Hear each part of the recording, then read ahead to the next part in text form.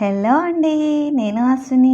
Welcome to my channel. ఈరోజు recipe మెత్తటి పకోడీ చేసి చూపించబోతున్నానండి. ఒక అరకప్పు ఉల్లిపాయలు తీసుకున్నాను.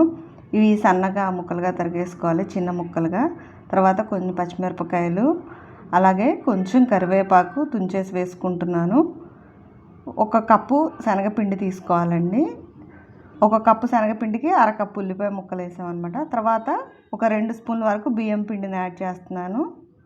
అలాగే 1 స్పూను ఉప్పు, కొంచెం అంత పసుపు యాడ్ చేస్తున్నాను, కలర్ కోసం అని చెప్పేసి. కావాలంటే వేసుకోవచ్చు, లేదంటే తీసేయచ్చు.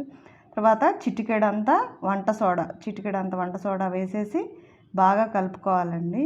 ఇవేంటంటే ఉల్లిపాయ ముక్కలన్నీ కొంచెం ఇలాగ నలిపేసి పొడి పొడిగా వచ్చేలాగా ఫస్ట్ పొడిపిండిని కలుపుకుంటున్నాను.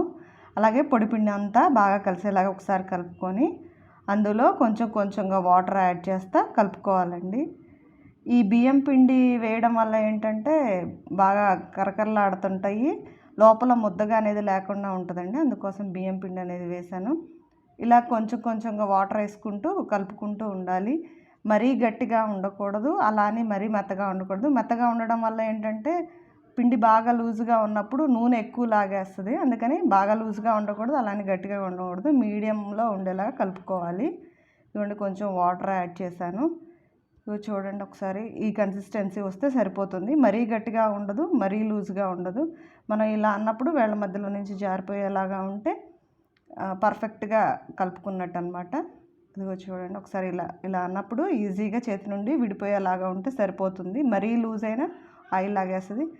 బండి మీద ఆయిల్ పెట్టుకొని వేడైన తర్వాత వేసేస్తున్నానండి పకోడీలు. మనం ఇలా వేళ్ళ మధ్య నుంచి వదిలేసినప్పుడు ఆటోమేటిక్గా అవే పడిపోతాయి అన్నమాట. ఒకసారి ఇలా మొత్తాన్ని వేసేసుకుంటున్నాను. ఇది చాలా ఈజీగా చేసేయచ్చండి. అప్పుడప్పుడు ఇన్స్టెంట్గా చేసేయచ్చు పిల్లలు స్కూల్ నుంచి వచ్చేసరికి. ఈ చలికాలంలో ఇలా మెత్తటి పకోడీ అనేది నంచుకొని తినడానికైనా ఈవినింగ్ స్నాక్ అయినా చాలా బాగుంటుంది. ఇదిగోండి, మీడియం ఫ్లేమ్లోనే పెట్టి వేయించేస్తున్నాను. చూడండి ఒకసారి, ఇలా బ్రౌన్ కలర్ వచ్చేంత వరకు వేయించుకోవాలి. ఎంతో టేస్టీగా ఉండే మెత్తటి పకోడీ రెడీ అండి.